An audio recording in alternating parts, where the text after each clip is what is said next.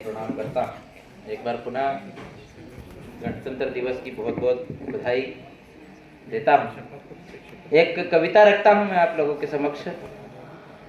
हो सकता है सीखने की दिशा में हूँ, कुछ त्रुटियाँ भी हो सकती है, उसके लिए पहले से ही क्षमा चाहता हूँ। कविता क्या होती है, कविता के भाव क्या होना चाहिए, देश के प्रति आज वर्तमान हमारा जो देश है, उस देश के अंदर केवल 2 दिन की देशभक्ति में हमारा हिंदू समाज, हमारा राष्ट्र, हमारा भारत, संपूर्ण भारत के निवासी जितने भी केवल 2 दिन की देशभक्ति में अटक गए हैं और मोबाइल के जादू में भटक गए हैं।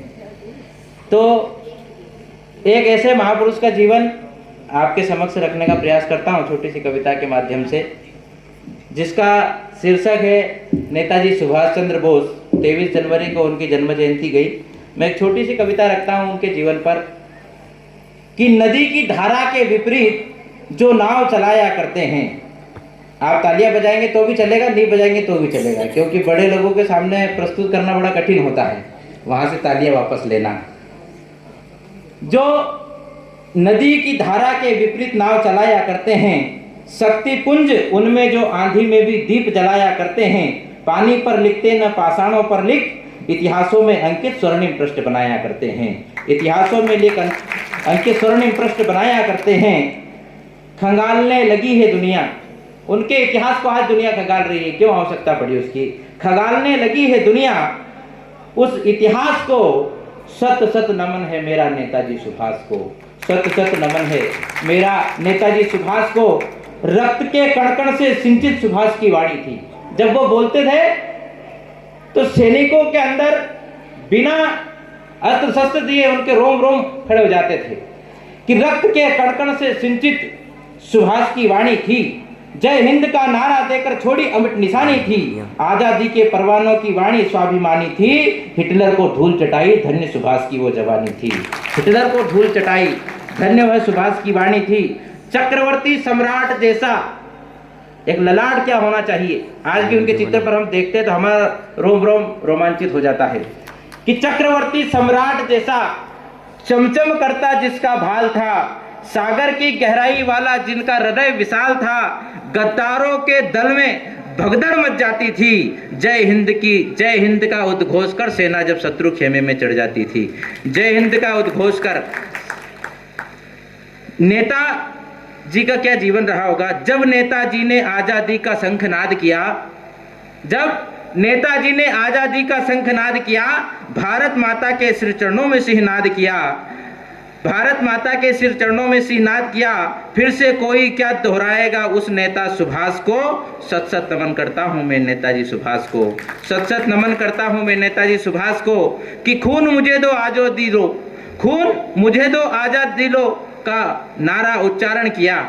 खून मुझे दो आजादी लो, खून मुझे दो आजादी लो का उच्चारण किया नारा। जाग उठा तब जब उन्होंने ये नारा दिया तो पूरे देश के अंदर एक तरफ से क्रांति जाग उठी।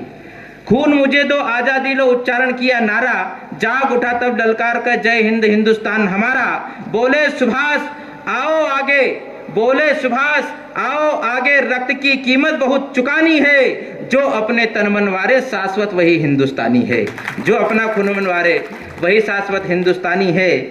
देखे कौन पत्र पर सोनित से हस्ताक्षर करता है। जब उन्होंने नारा दिया कि खून मुझे दो आजादी लो, तो उन्होंने सोनित से अपने पत्र लिखने के लिए कहा गया था, अपने हस्ताक्षर करने का कहा था कि देखे कौन पत्र पर सोनित से हस्ताक्षर करता है, देखे कौन अपनी भारत माता के लिए लड़ता है। गरज कर बोल उठे थे बाहुबल से सब ललकार उठे, हम उठे या तुम उठो फिर जय हिंदुस्तान की हुंकार उठे। हम उठे या तुम उठो फिर जय जय हिंदुस्तान की हुंकार उठे। अमर सुभाष की वाणी वायु कब बदली पता नहीं, किसने छल किया सुभाष संग अभी तक पता नहीं। पता लगा लिया तो आप जीत पाओगे विश्वास को। सत सत नमन है नेताजी सुभाष को, सत सत नमन है नेताजी सुभाष को। जैसे गंगा सरयू का पानी मंथर गति से बहता है, जैसे गंगा सरयू का पानी मंथर गति से बहता है, माता को आजाद कराने वीरों का सोनित बहता है। कैसे मार दिया उस भारत के वीर सेनानी को, प्रथम प्रधान महानायक निडर बहादुर सेनानी को। प्रधान प्रथम प्रधान महानायक निडर बहादुर सेनानी को, जैसे सूरज चंदा चमके जुग जुग में उजास रहेगा, इतिहासों के पन्नों में ध्रुव सा चमकता हमारा सुभाष रहेगा। इतिहासों में चमकता हुआ ध्रुव सा हमारा सुभाष रहेगा। सारा जग याद करेगा उस स्वाभिमानी को, सारा जग याद करेगा उस स्वाभिमानी को। सत सत नमन है मेरा नेताजी सुभाष को, सत सत नमन है मेरा नेताजी सुभाष को। जिस प्रकार से कहा कि हमारे देश के क्रांतिकारी क्या हुए, किन लोगों ने अपना जीवन बुला रहे भरा, उनके जीवन पर एक 4 पंक्तियां रखता हूं मैं कि आज वर्तमान में ये घटनाएं क्यों और ये नारी पर घटनाएं इतनी क्यों देखने को हमको मिलती है। मैं आज यहाँ पर जितनी मातृशक्ति बैठी हूँ सबसे निवेदन करना चाहता हूँ इन 4 पंक्तियों के साथ में कि हे कलयुग की नारी पाश्चात्य संस्कृति के आडंबर आभूषण को त्यागो। आज पाश्चात्य संस्कृति हम पर इतनी हावी हो गई कि हम भारतीय संस्कृति को भूल गए। कि हे कलयुग की नारी पाश्चात्य संस्कृति आडंबर आभूषण को त्यागो, वीरांगनाओं के पद चिन्ह संभालो, फैशन के पीछे मत भागो।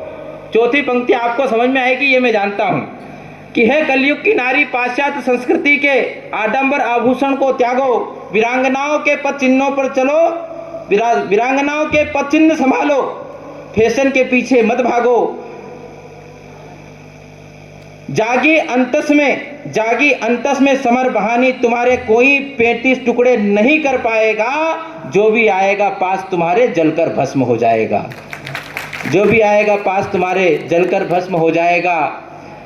कहते हैं कि इस देश के लिए मरने वाले से ज्यादा आज जीने वालों की आवश्यकता है, कि इसलिए हम सब लोगों को एक 2 पंक्तियां और रखता हूं कि चाहता हूं तन समर्पित, मन समर्पित और यह जीवन समर्पित, चाहता हूं मेरे देश की धरती तुझे कुछ और भी दूं, तुझे कुछ और भी दूं। बहुत बहुत धन्यवाद।